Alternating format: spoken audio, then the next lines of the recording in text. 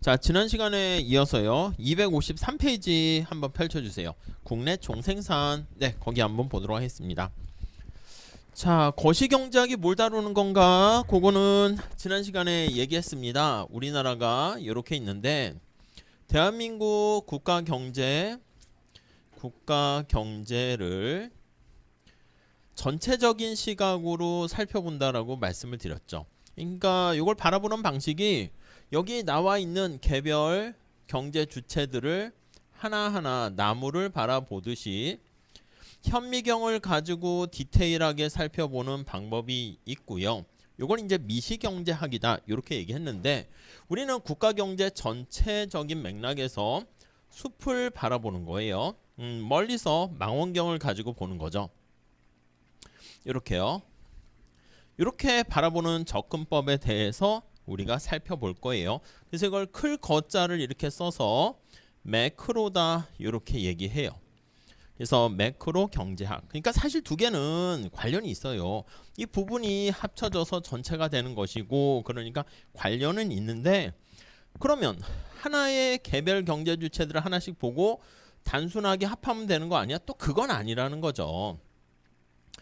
단순한 합계는 아니다. 그래가지고 우리가 이제 두 가지 시각으로 살펴보게 된다라고 보시면 돼요.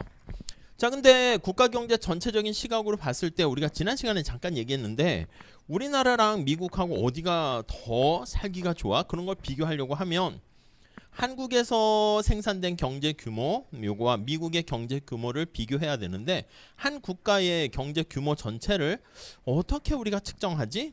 그걸 이제 국민소득이라 하는데 국민소득 말 그대로 한 국가의 국민들이 만들어낸 거를요 소득을 다 합한 거예요.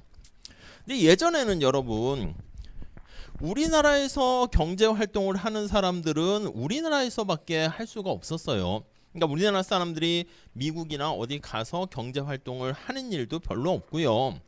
외국인 노동자들이 우리나라에 와서 경제 활동을 하는 일도 별로 없었어요. 그래서 제가 다니거나 할 때는 그때는 그냥 말 그대로 대한민국 국민들의 경제 활동은 우리나라에서만 이루어지기 때문에 국민 총생산 이렇게 우리가 관심을 갖게 되었고요.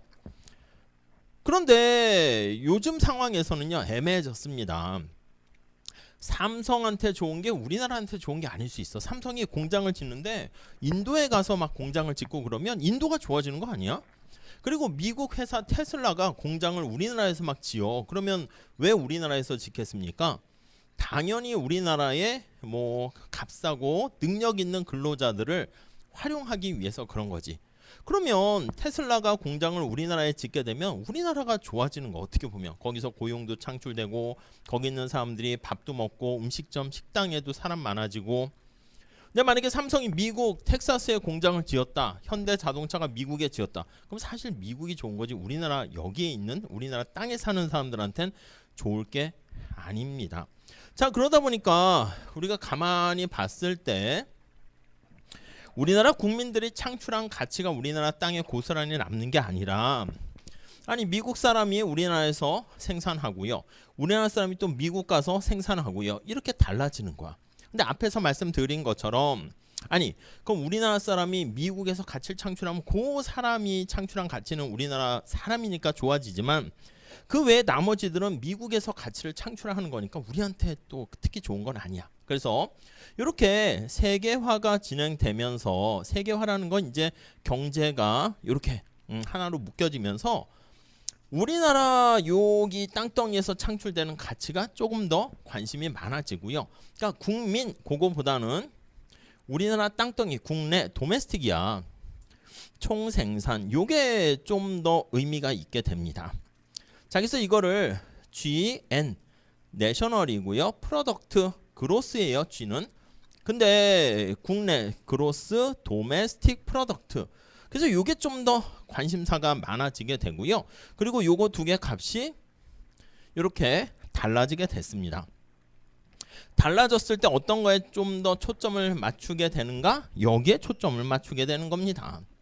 물론 지구 전체로 따지면 우리나라, 미국 상관없이 지구인들이 창출하는 가치는 이 지구 안에 있겠지. 그러니까 지구 전체의 국민 총생산, 지구인의 국민 총생산은 지구 내에서의 총생산과는 같아질 거예요. 외계인 있으세요? 여기? 외계인이요? 혹시 없겠지. 그러니까 아직까지는 그게 없기 때문에. 근데 나중에 ET나 외계인 같이 화성인과 거래가 이루어지게 되면 역시 지구 전체 총생산과 지구인의 총생산과 지구 내에서의 총생산은 달라질 수 있겠죠. 자, 그래서 예전에는 기본적인 국민소득이 되게 다양하게 관점에 따라서 나눠지는데 여기에 초점이 있었는데 이제는 여기에 초점이 맞춰지게 되었고 요게 좀 더 국민소득의 기본적인 걸로 사용되었다라고 보시면 되겠습니다. 자, 그래서 대한민국 경제 전체의 경제 규모를 나타낼 때 국민소득이다라고 하면은 국내 총생산을 기본으로 합니다. 자, 우선 첫 번째 요거에 대한 개념 한번 살펴보도록 할게요. 개념 어렵지 않습니다. 가만히 보시면 자, 거기 책에 가보시면 약자가 GDP 이렇게 표현을 하고요. 다음 페이지 가보시면 나눠서 볼게요. 첫 번째는 자, 일정 기간 동안 요게 들어가요. 일정 기간. 보통은 이제 1년을 기준으로 많이 합니다. 근데 1년이면 이제 요즘은 너무너무 버틸 수가 없어. 너무 길어. 그래서 좀 더 나눠서 6개월 또는 분기별로 해서 3개월 이렇게 쪼개서 빨리빨리 좀 더 예측하고 거기에 반응할 수 있도록 발표를 하긴 해. 근데 기본적으로 1년 일정 기간이야. 이거를 우리가 흐를 유자를 씁니다. 그래서 유량이다라고 얘기해요. 우리 경제학 처음 시작할 때 흘러가는 물의 양을 측정할 때는요. 일정한 기간이라는 단어가 필요해요. 이런 것들이 대표적인 게 유량 변수가 소득 이런 게 유량 변수야. 이게 무슨 말이냐면 여러분 소득이 나는 500만 원 벌지 라고 하면 오 괜찮네 이렇게 볼 수 있어요? 그럴 수 있겠지. 근데 1년에 500일에 이러면 그러면 여러분들이 아이고 여러분들이 밥을 살 수 있고요. 아니면 한 달에 500일에 아니면 나는 하루에 일을 하면 500일에 일정 기간이라는 단어가 없으면 500만 원이라는 이 정보 자체는 별 의미가 없게 되는 거예요. 이해 가시겠습니까? 그래서 보통 이제 댐 같은 거 아니면 수돗물 같은 거 우리가 비가 왔다 얼마나 왔니? 라고 하면 그 기간이라는 일정 기간이라는 개념이 있어야 돼요. 그래서 이것도 국민 소득이기 때문에 일정 기간이라는 유량의 개념이다 라고 보시면 되겠고요. 그리고 거기 동그라미 2번 보시면 한 나라 안에서 우리나라 땅덩이 안에서 얘기하는 겁니다. 아니 그러니까 미국 사람이 우리나라에서 경제 활동을 했다. 자 그러면 미국인이 미국 사람인데 한국에서 뭔가 가치를 창출하는 생산 활동을 했다. 그래서 사과를 생산하거나 아니면 영어 강의를 하거나 이렇게 하게 되면은 앞에서 본 것처럼 우리나라 땅덩이에서 활동한 거 아니겠습니까? 그러니까 한국에서 생산했으니까 이거는 우리나라의 D가 도메스틱이야. 땅을 기준으로 합니다. 그래서 이걸 옛날에 한자식으로 하면 속한다, 땅, 속지주의다 이렇게 얘기하고요.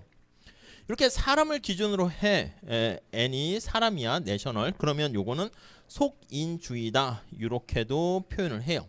사람한테 속했다라는 것이죠. 자 그러니까 우리가 미국 사람이 한국에서 경제 활동을 해서 가치를 창출하게 되면 우리나라 GDP에는 포함돼요. 근데 이건 우리나라 사람은 아니잖아. 그러니까 이거 당연히 한국 GDP엔 포함되는데 미국인이기 때문에 GNP에는 포함되지 않는다. 이렇게 보셔야죠. 이건 미국인이니까 이렇게 해요. 그래서 가끔 이제 원론적인 문제에서는 이렇게 경제 활동이 일어난 걸 보고 GDP에 우리나라 GDP에 증가시키는지 아닌지 그런 것들 체크해 보셔야 되고요. 자, 그다음에 생산된 이렇게 생산된 근데 이게 생산된 게 당연히 무조건 다 합친 게 아니라 일정 기간이잖아. 그래서 2024년이라는 1년이라는 기간 동안 생산된 그러면 2024년 GDP에 포함됩니다. 근데 만약에 10년 전에 생산한 집이나 자동차나 이런 것들은 그때 GDP에 포함된 것이기 때문에 24년도 안에서 생산한 가치 거기엔 포함되지 않겠죠. 자, 그리고요, 뭐든 다 포함시키는 거예요. 그래서 거기에 합법적으로 생산되고 판매되고 거래가 된 것들은 다 포함을 시킵니다. 그리고 이따 보겠지만 최종재라고 합니다. 최종 산출물 생산물의 시장 가치 이렇게 표현을 해요. 자, 우리가 이 최종 이렇게 하게 되는 이유는 뭐냐면, 자, 우리 뒤에도 얘기할 건데 만약에 우리가 이제 뭔가를 만들어요. 처음에 여기 밀이 있어요. 밀을 이렇게 농부들이 만들어 가지고 그거를 이제 밀가루를 만드는 공장에 집어넣어서 밀가루를 만들었다 할게요. 그럼 가치를 이렇게 창출했어. 밀의 가치가 5고 밀가루의 가치가 만약에 7이라고 할게요. 밀가루를 통해서 만약에 빵을 만들었다 합시다. 빵의 가치가 10이라고 합시다. 이렇게 10 이렇게. 아니 그러면 앞에서 말씀드린 것처럼 일정 기간 동안 생산된 모든 거를 다 합한다. 최종 생산물이 아니라. 그럼 이걸 다 합하게 되면 밀의 가치 5, 밀가루 가치 7, 빵의 가치 10 하면은 문제는 뭐냐면 밀가루 속에는 밀이 인풋으로 가치가 들어갔단 말이야. 거기다가 가치를 추가적으로 만든 거, 그걸 부가가치라고 하는데, 그리고 빵 속에는요, 여기 나와 있는 밀가루뿐만 아니라 밀이 들어갔는데 이걸 단순히 합하게 되면 가치를 합할 때 밀이 3번 계산되고요. 밀가루가 2번 계산되니까 이중 계산됩니다. 그래서 이중으로 중복해서 계산되는 것을 방지하기 위해서, 자, 여기 나와 있는 빵 속에는요, 밀과 밀가루의 가치가 다 들어가 있죠. 그래서 우리가 이따 다시 하겠지만 각각의 생산 단계에서 가치가 더해지는 걸 부가가치라고 합니다. 밸류가 가치가 에디드 되는 부분입니다. 이렇게 그걸 이거 부가가치 표현하는데, 여기서 밀의 단계에서는 5, 밀가루 단계에서는 5라는 밀이 인풋으로 들어가서 2의 가치가 창출되었고요. 빵이라는 생산 단계에서는 밀가루가 인풋으로 들어가서 7이 인풋으로 들어가서 3이라는 가치를 추가해서 더해지게 됐네. 오케이? 자, 그러니까 각 생산 단계에서 밀의 가치인 5, 밀가루 2, 빵의 3, 이걸 다 더하면 10이잖아. 그러니까 그 모든 것들이 다 에너지가 빵 속에 들어가 있는 것이니까 최종 생산물의 시장 가치를 나타내는 빵의 10 이렇게 하거나, 아니면 우리가 뒤에 다시 보겠지만 각 생산 단계에서 부가가치인 5, 2, 3 이렇게 하거나, 두 가지 방법으로 우리가 계산을 할 수 있겠죠. 아무튼 최종 생산물에 거기 보시면 시장 가치 이렇게 해요. 우리가 지난 시간에 말씀드린 것처럼 한국과 미국이 얼마나 잘 사는가라고 했을 때, 자동차나 사과 생산했을 때 물질이 다르고요. 단순히 합할 수 없잖아. 그러니까 화폐 가치 원화나 달러로 바꿔가지고 우리가 더해야지 비교할 수 있다고 그랬죠. 그래서 뭔가 시장에서 거래되는 가격으로 우리가 평가를 할 거예요. 그래야지 다 서메이션을 할 수가 있겠죠. 그래서 시장 가치 요거 화폐 가치로 바꿔서 보통 표현을 할 겁니다. 그 정도 봐주시죠.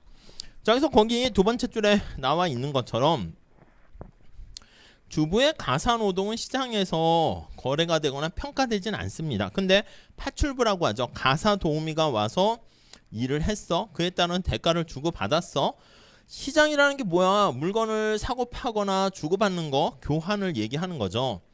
거래가 일어났습니다. 그래서 그거는 포함이 돼. 근데 주부의 가사노동은 가치가 없다는 게 아니라 살짝 보면 시장에서 거래가 안 되니까 그건 빠져요. 그래서 약간 한계라고 할 수 있는데, 예, 그거는 빠진다 이렇게 보시면 되겠습니다.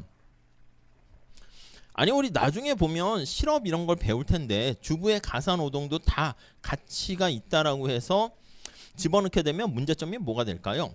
제가 만약에 수업이 없어가지고 집에서 쓰레기를 버리러 이렇게 가. 그랬더니 옆집에 누구 모르는 사람이 와서 실업자구만 이러면 제가 뭐라 그러겠어? 저 가사노동하고 집에 취업했거든요. 이렇게 얘기해버리면은 제가 주부인데요. 이래버리면 실업자가 한 명도 없습니다. 그렇기 때문에 어쩔 수 없이 그런 측면도 있어가지고 우리가 시장에서 거래가 되고 대가를 주고받지 않는 것은 GDP에 포함되지 않는다라고 보시면 되겠습니다.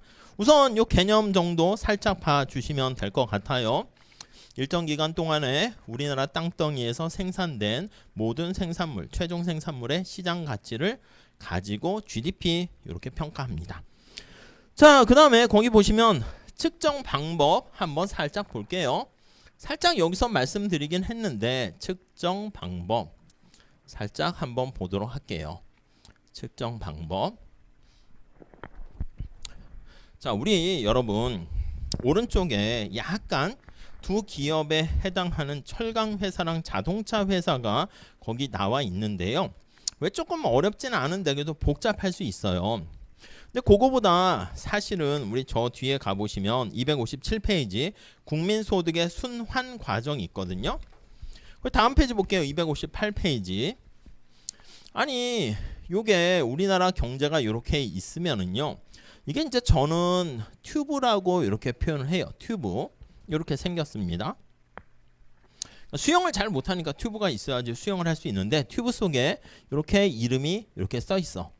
이런 튜브를 하고 다니면 좀 웃기긴 하겠지. 근데 아무튼 가게, 기업 이렇게 써 있고요. 이 속에 물이 이렇게 흘러가요. 쭉 흘러가고 있습니다. 흘러가는 물의 양이 얼마나 되는가? 그게 우리나라 국가 경제의 이 흘러가는 물의 양, 그게 바로 GDP 국민소득이에요. 우리 몸속에 물이라든가 피가 흘러가는데 흘러가는 물의 양이 어디서 측정하던 값은 똑같지 않겠습니까? 근데 흘러가는 물의 양이 점차 많아져서 내 몸이 좀 뚱뚱해지면 밖에서 들어오는 게 나가는 거랑 비교해 봤을 때 우리 앞에 이거 유량이라고 말씀드렸잖아. 이렇게 흘러가는 거, 그 양을 측정하는 거를 얘기하는데 물이 많이 흘러가면 뭔가 GDP가 더 국민소득이 크다 이렇게 볼 수 있고 흘러가는 물의 양이 좀 작아. 튜브 속에 흘러가는 물의 양이 작으면 국민소득이 작다 이렇게 얘기할 수 있을 거예요. 그런데 흘러가는 물의 양을 여기서 측정하나 여기서 측정하나 여기서 측정하나 어디서 측정하든지 그 값은 당연히 똑같겠죠. 자, 그래서 우리 바로 앞에 보시면 256페이지 볼게요. 거기 중간에 삼면 등가의 법칙 이렇게 나와 있습니다. 이게 바로 그거야. 세 가지 측면에서 측정한 물의 양을 계산할 때 그 값이 등가 똑같다라는 것을 나타내는 게 바로 삼면 등가의 법칙 이렇게 되는 거예요. 개념 자체는 간단하죠. 만약에 튜브에 구멍이 생기지 않았다라고 하면 흘러가는 물의 양이 이렇게 일정하게 되고요. 이걸 나중에 보면 그게 바로 균형이다 이런 거랑 같은 말이야. 여러분 내 몸이 자꾸 이상해 나 자꾸 더 뚱뚱해져 하면은 약간 몸이 이상한 거 아니겠습니까? 아니면 내 몸이 자꾸 빼빼해져 이렇게 되는 그것도 이제 밸런스가 맞지 않는 거지. 그래서 우리가 저 뒤에 보면 뭔가 균형 상태의 국민소득이다 이런 표현을 할 건데 이게 밸런스가 잘 맞았다는 것이고요. 지금 이 상황에서 흘러가는 물의 양이 갑자기 더 많아지지도 않고 더 빼빼해지지도 않는 그런 상태가 바로 균형이다 이렇게 보시면 되겠습니다. 오케이. 자, 그런데 아니 삼면 등가의 법칙이라는 것은 내가 뭔가를 가치를 창출했습니다. 생산을 했어요. 이렇게 볼 수 있겠지. 기업이 물건을 생산해서 가게한테 주는 거야. 그럼 가게는 당연히 돈을 줄 거야. 그래서 기업 입장에서 여기라 쓸까요? 그럼 생산한다라고 하면은 아니 그러면 기업이 물건을 생산하게 되면 그에 따른 대가로 돈을 받을 거 아니야? 그럼 기업 입장에서는 삼성에서 돈을 받아가지고 근로자라든가 아니면 공장을 빌려준 자본가라든가 아니면 토지 그걸 만든 사람들한테 분배를 할 거야. 그래서 여기에 보시면 Q라고 쓸 거야. 생산물, 노트북이라든가 자동차라든가 이런 게 거래되는 시장이고요. 약간 요 그림은 이제 미시경장에서도 보셨을 거야. 그리고 그 이면에 또 반대는 노동과 자본이 거래되는 요소 시장이라 합니다. 생산 요소 시장. 이렇게요. 노동과 자본이라는 인풋이 거래되는 시장을 얘기합니다. 자, 여기다가 살짝 표현할까? 우리가 레이버라고 해서 이걸 노동이라고 쓸 거고요. 캐피탈 해서 이걸 자본이라고 얘기할 거야. 아니 이게 사람이야, 사람.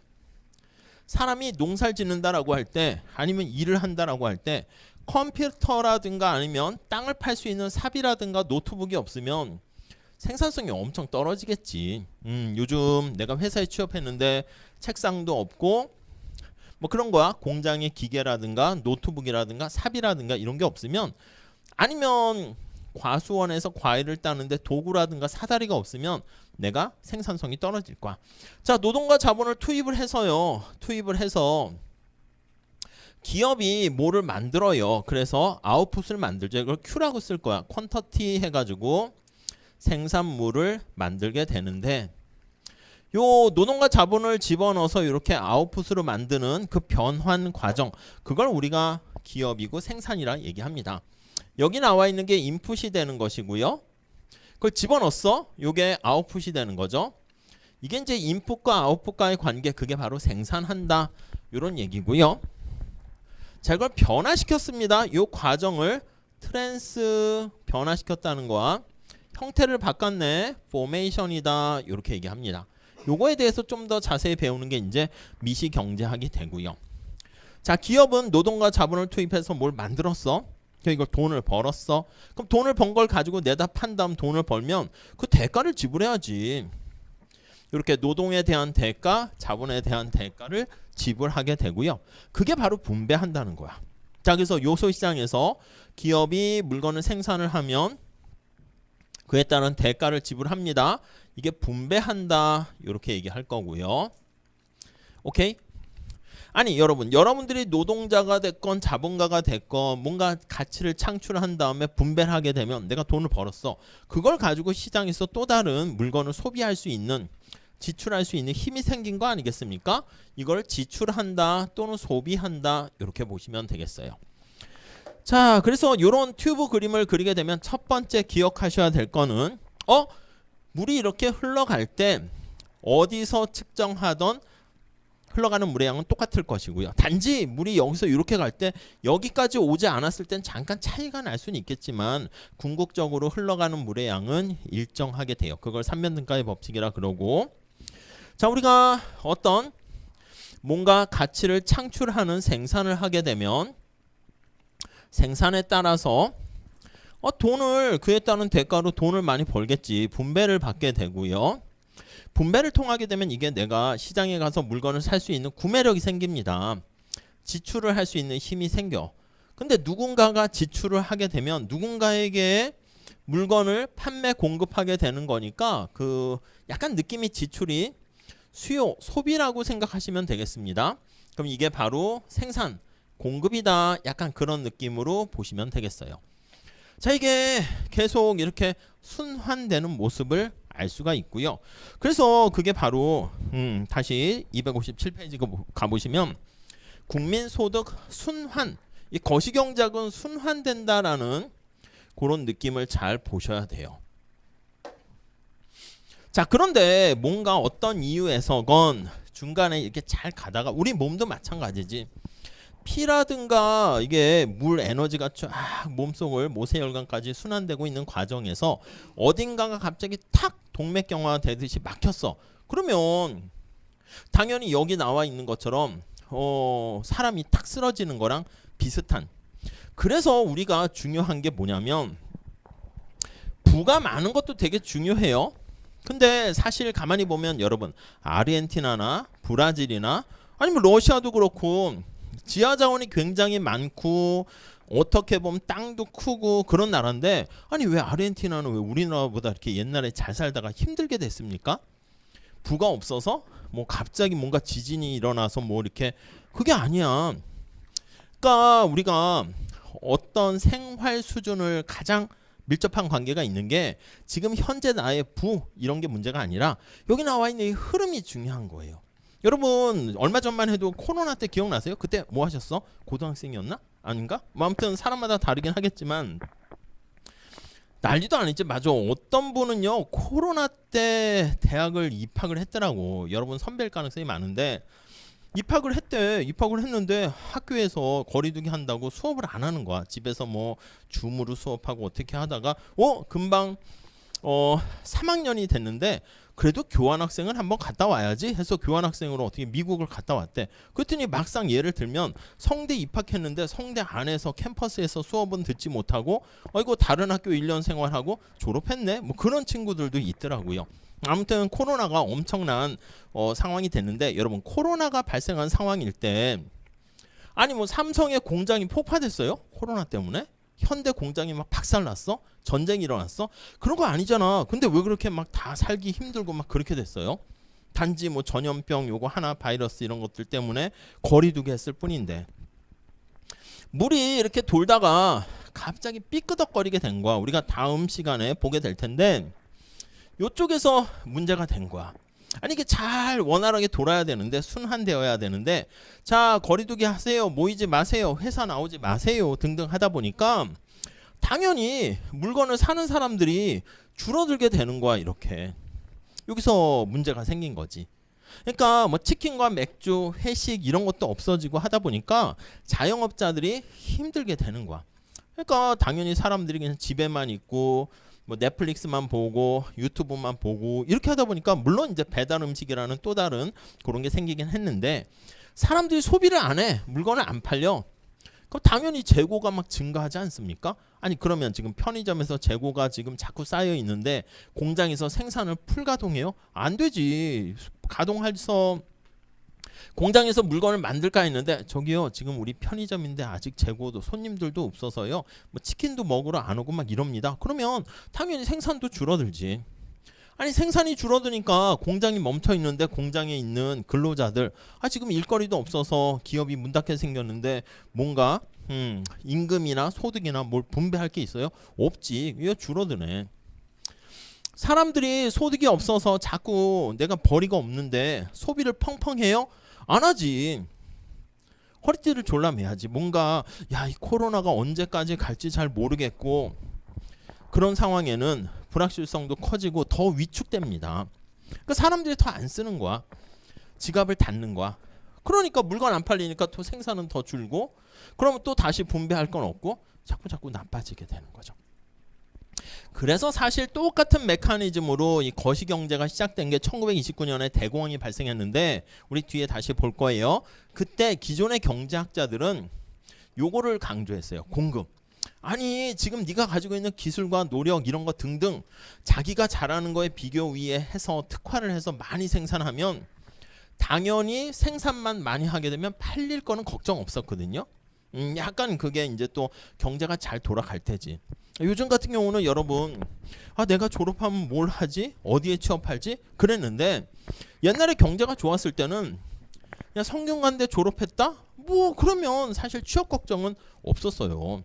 제가 아는 선배도 극단적으로 보면 어문 계열 나왔던 것 같은데 동문학과인가? 근데 뭐 학생 운동을 너무 많이 해가지고 학점도 별로 안 좋았어. 거의 뭐 옛날에 뭐 선동열 방어율이라 했는데 1점 몇 이 정도야. 근데 그것도 부끄러운 게 아니라 그런 사람이 태반이 많았고 4.0 넘었다? 그러면 쟤는 좀 이상한 애야. 공부만 하는 애야. 이래가지고 오히려 회사에서도 싫어하고 좀 약간 오히려 그런 상황이 됐었어요.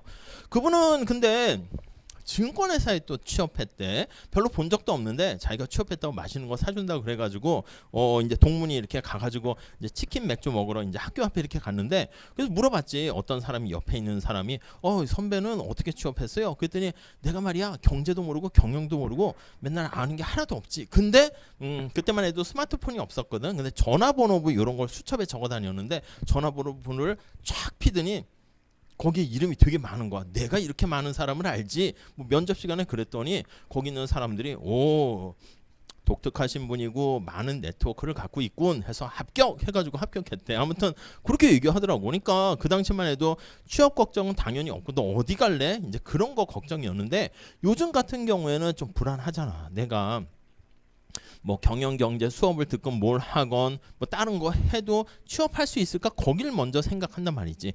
내가 회사에서 원하는 그러한 수요가 있는 인재인가? 그런 거 신경 쓰게 되는 건데, 그러니까 그런 상황이 갑자기 발생한 거야. 옛날에 경제학자들은 생산 공급만 하면 요게 이제 가장 관심사가 됐었거든요. 근데 이제 패러다임이 바뀐 거예요. 여러분, 닭이 먼저예요? 달걀이 먼저예요? 뭐라고 생각하세요? 닭? 달걀? 닭이 있어야 달걀을 낳고, 달걀이 있어야 뭐 신이 만들었나? 어떻게 했는지 모르겠지만 뭐가 먼저인지는 사실 애매한데, 마찬가지야. 수요와 공급 두 개는 서로 상호관계, 연관관계가 있는데, 옛날에는 공급이 중요하다 이렇게 봤는데 패러다임이 바뀌어가지고요, 이렇게 우리 코로나 사태에서도 보면 수요에서 문제가 발생하게 되면서 여기 동맥경화 현상에 빠져 있는 것처럼 피가 물이 돌아야 되는데 중간에 삐끄덕거리게 되면서, 그러니까 그 큰 공룡도 피가 안 돌고 뇌출혈 발생하고 그렇게 되면 그럼 쾅 하고 쓰러지는 거 아니겠습니까? 그래서 우리가 경제학에서는요, 지하 자원이 많고 아르헨티나, 브라질 그런 나라들 있지만 소득 자체가 굉장히 작으면 별거 아닌 것 같은데 갑자기 쾅 하고 붕괴되고 어려워질 수도 있다는 것을 말씀드려요. 그러다 보니까 우리가 지금 당장 버는 소득, 내가 부동산 자산이 되게 많은데 우리 코로나 사태에 있는 것처럼 당장 일정 기간 동안 버는, 이렇게 돌고 도는 이 소득이 부족하게 되면 위기를 맞을 수 있다, 이렇게 보시면 되겠습니다. 아무튼 첫 번째 기억하셔야 될 거는 유튜브 생각하시면서 어디서 측정을 하든 그 값은 다 똑같게 되는 걸 알 수가 있고요. 억지로 여기 가계라 그러고 기업이라 했는데, 그래서 억지로 여기 측면이 생산, 여기가 분배, 여기가 지출, 이렇게 우리가 3면 등가의 법칙이다, 이렇게 얘기를 할 겁니다.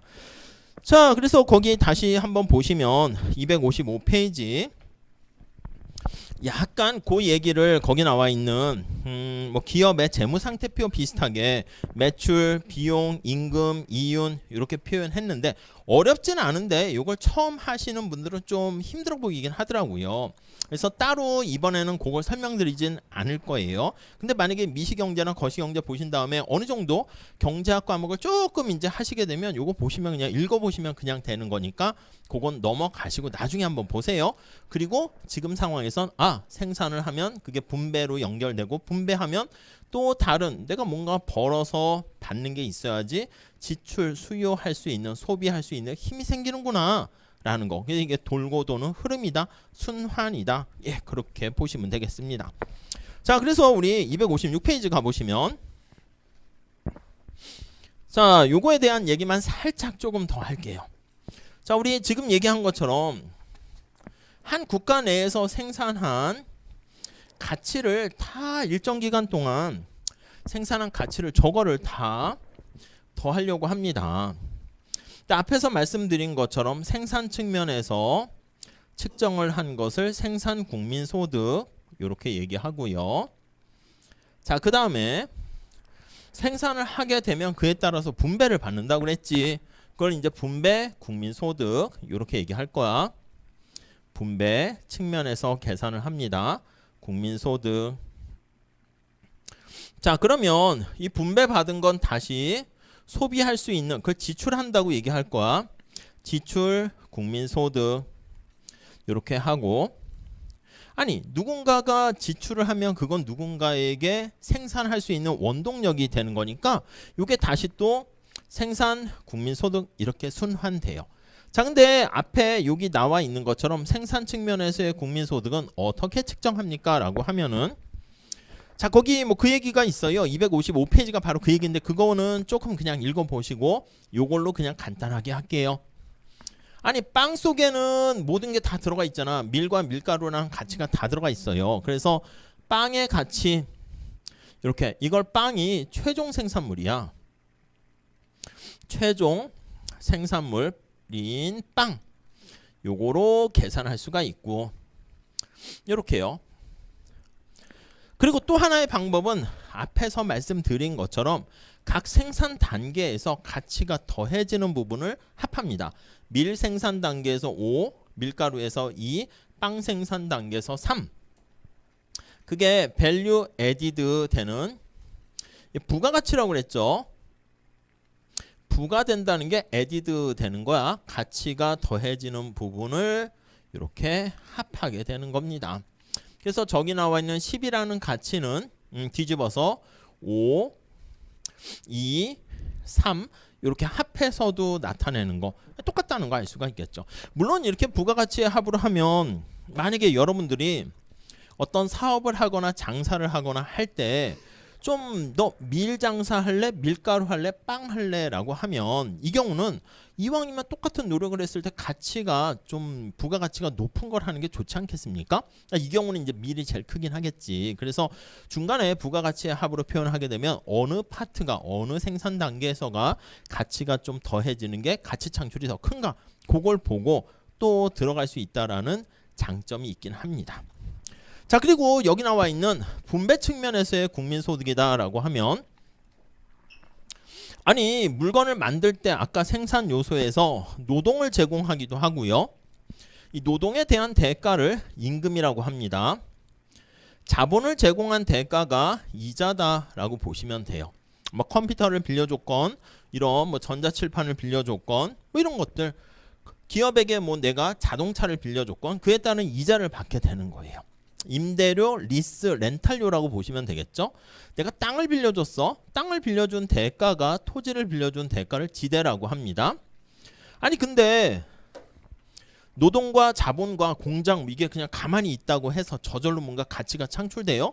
그걸 잘 조합할 수 있는 능력 사실 보면 리더십 같은 경영 능력 이것도 되게 중요한 거지.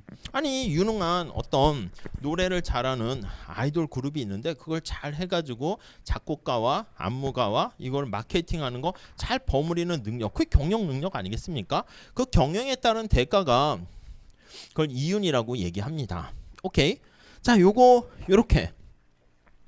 자, 임금은 노동에 따른 대가고요. 이자는 자본을 제공한 대가고요. 이게 다 생산 요소야. 토지를 제공을 한 대가가 지대라고 하고요. 경영 능력을 제공한 대가가 이윤이다. 이렇게 보시면 되겠습니다. 당연히 뭔가 이 흘러가는 에너지가 중간에 새지가 않는다라고 하면은 생산된 가치는 당연히 이렇게 분배로 할당돼서 나가게 될 겁니다. 이게 만약에 10의 가치가 됐으면 임금이 뭐 5 가상으로 하면 얘가 뭐 2, 얘가 1, 얘가 뭐 2 이렇게 해서 10으로 이렇게 고스란히 가치가 전달되겠죠. 아니 그러면 이제 지출을 합니다. 이거 뒤에 다시 얘기할 건데 내가 이렇게 분배를 받아서 소비할 수 있는 능력이 생겼어. 그러면 지출이라는 게 어떤 창출된 만들어진 아웃풋에 대해서 구입할 수 있는 그런 것들을 얘기합니다. 그래서 이거는 그냥 암기하세요. C, I, G 그 다음에 순수출 이렇게 얘기할 거예요. 뒤에 다시 나올 거예요. C가 뭐냐면 consumption 해가지고 소비라고 얘기할 거고요. investment 투자라고 얘기할 거야. 기업이 주체가 되고 이건 우리 가게가 주체가 되고요. 거버먼트에서 정부가 구매하는 정부 지출이라고 할게요. 지출이라고 하고요. 그 다음 요 순수출 이거는 수출에서 수입을 빼는 거야. net export예요. 그래서 수출 빼기 수입이다. 이렇게 보시면 되겠습니다. 아니 앞에서 말씀드린 것처럼 우리가 빵을 생산했어. 빵을 생산했습니다. 그래서 분배 받아가지고 이렇게 나눠지게 되면 그걸 갖고 우리 가게 여러분과 제가 소비하게 되면 그게 최종 생산물이 돼서 소비라고 하고요. 그게 이제 기업으로 갔어. 아니면 음식점 요리하는 데 가가지고요. 이 빵이 또 하나의 뭔가 스파게티 옆에 나오는 빵이 되면 그건 이제 투자가 되는 것이고요. 정부도 빵을 소비하기도 합니다. 공무원들이나 그런 사람들 빵을 이렇게 만들어서 공급을 해야 되겠지. 그건 이제 정부가 지출하고 수요한다. 그걸 정부 지출이고요. 이 빵이 되게 맛있어. 그래서 우리나라에만 가는 게 아니라 미국인들이 이 빵을 소비하는 거야. 그래서 우리나라 빵을 소비하는 게 국내에서 소비하는 것도 있지만 해외 사람들이 소비하게 되면 미국 사람이 먹긴 하는 거지. 아무튼 그거에 대한 수요가 되는 거니까 수출에서 수입을 뺀. 수입은 뭐야 이거는? 우리가 미국 사람 빵을 먹게 되면은 그건 미국에서 생산된 가치에 반영되는 거니까 수입을 뺍니다. 그래서 이건 뒤에 할 건데 수출에서 수입을 뺀 요게 지출 측면에서의 국민소득이다. 이렇게 보시면 되겠습니다. 오케이? 요 정도 우선 봐주시죠. 자, 기억하셔야 될 거는 국민소득이라는 게 뭐야? 옛날엔 GNP라는 게 중요했는데 왜 GDP가 중요해졌어? 그리고 GDP라는 개념 자체가 앞에서 얘기했던 유량의 개념이고요. 그리고 여기 나와 있는 세 가지 측면에서 측정할 수 있는데 어디서 측정하던 그 값은 똑같다라는 거 알 수가 있고 생산, 분배, 지출 요 세 가지 시각에서 언제나 보게 됩니다. 그래서 거기까지가 삼면 등가의 법칙이에요. 오케이? 자, 그 다음에 이제 GDP의 한계 그런 것들은 좀 잠깐 쉬었다가 얘기하고요. 우리가 국민소득과 관련해서 그 다음 페이지에 가보시면 258페이지 뭐 명목 GDP, 실질 GDP 이런 개념에 대해서 좀 보셔야 되는데 그거는 잠깐 쉬었다 하도록 할게요. 네, 그래서 잠깐 쉬었다 하도록 합시다.